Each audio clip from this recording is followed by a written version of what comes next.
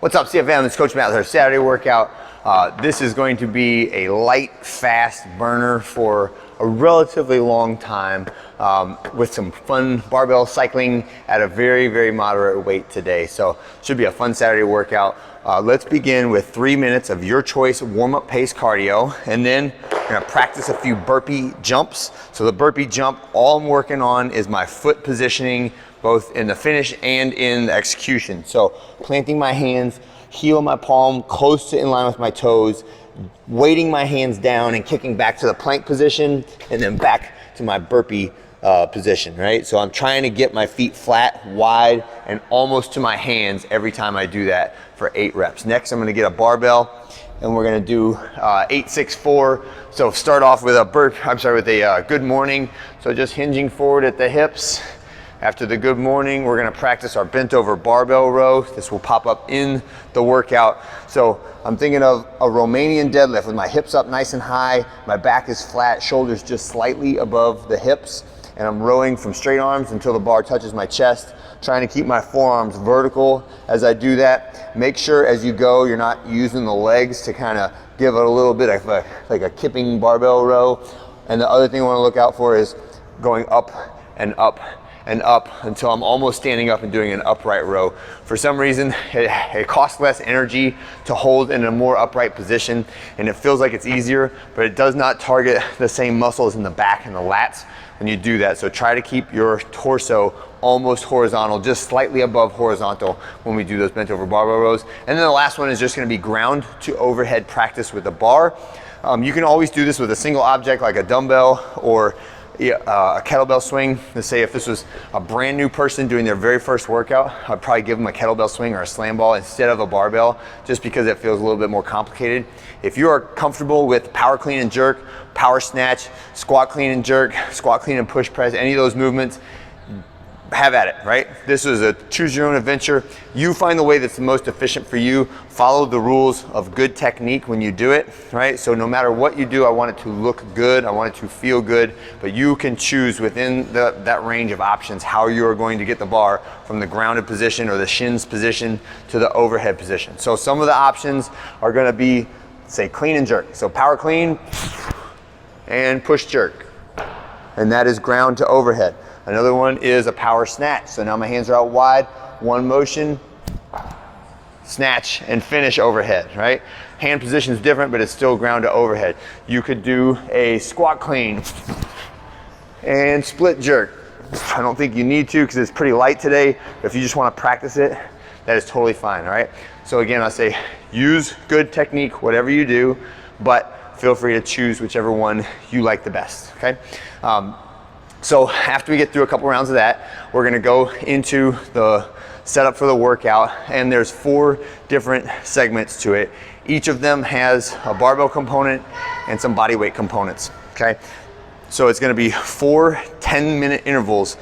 Each 10-minute interval has 9 minutes of work where you're performing an AMRAP style workout with 3 different exercises, and then a 1-minute rest and switch. During the 1-minute rest and switch, coach is going to remind you, okay, the next block has these 3 exercises in it, and you're gonna work those 3 for 9 minutes, and then rest for a minute, and coach is gonna say, okay, the next block contains these 3 exercises, and so on, okay? So all I want you thinking about is 3 things at a time.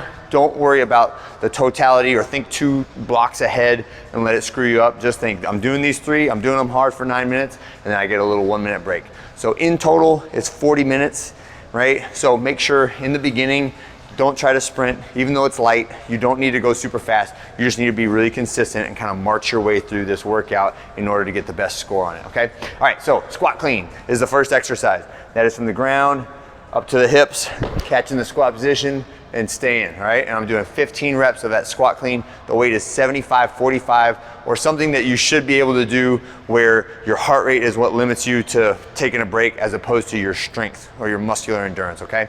Then you're gonna do 10 burpees, so all the way to the ground, all the way back up and clap, and then a 250-meter row, repeat for 9 minutes, take your minute rest, reset onto the next movements, okay? Next one is bent over barbell row, jumping lunges, and a run. Okay, yeah, bent over barbell row, just like we practiced in the warm-up, 15 reps. Jumping lunges, so I'd like to see The back knee just barely touch the ground, jump, switch in the air. Make sure you get to full hip extension. Don't try to just sneak your feet like that. Try to really jump before you split on the lunge. And by all means, use a band hanging from the rig if you need a little bit of assistance with your posture or getting off the ground and having enough hang time to switch those lunges in the air, okay? And then the third piece of that is that 200-meter run. So out the door, across 7th Street and back, repeat for 9 minutes, all right? Then the third one, yes, lunge to press. This is like a lunge thruster or a luster or a thrunge. I can't remember what we called it. I think it might have been a thrunge, right? Start with that bar in the front rack position, step back, tap the knee in one motion forward and overhead. Other leg, tap the knee, forward and overhead, okay? So lunge to press or a lunge-based thruster. Then you're gonna go down. Push-ups is next, standard range of motion. Ooh. And then the last one is a side plank dip. So for the side plank dip, we're gonna start in our side plank position, elbow on the ground, dip your hips to where your whole leg is touching the ground, and then squeeze back up. Dip and squeeze, dip and squeeze, 10 reps of that on each side, all right? Again, that's 9 minutes. Repeat that triplet for 9 minutes, rest 1 minute, and then the final round is hollow rock, plank punch, and ground to overhead. So for the hollow rock, we are maintaining the body in the hollow position and just rocking back and forth. 1, 2, 3, etc. When you finish that, you're gonna roll to your plank position, and this is plank punches. So I'll lean on one side while I punch with one arm, lean on the other side while I punch with that arm, right? So it's really just rocking back and forth between the two arms. So you're getting a little rotary core activation there, as well as some shoulders as you reach up overhead. If you want a coach's challenge on that, you can hold a small dumbbell or a small plate in your hand while you punch straight up overhead on those planks. And then 10 reps of a ground to overhead. So now we're back to that whichever movement you practice in the warm-up. 10 reps, tap the ground, overhead, lockout, and control. And anytime we go to the overhead position for reps like that, just make sure we're not like launching the barbell. Set it down under control. If possible, try to drop it from the hips or below the hips. It just helps the equipment to last longer and makes it so it's a safer environment so it won't roll around or bounce funny and go attack you or anybody else, okay? And that is it for this week. That's it for this Saturday. I'll see you guys next Monday.